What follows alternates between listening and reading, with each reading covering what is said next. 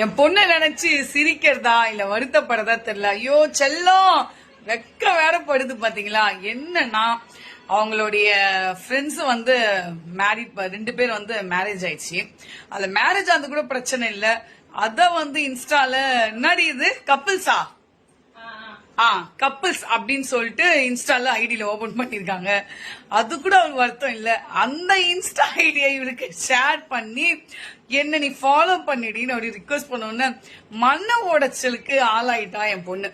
இல்லனா நீ என் கல்யாணம் பண்ணிக்கிறியா? கல்யாணம் பண்ணி வச்சுட்டா வேணாவா?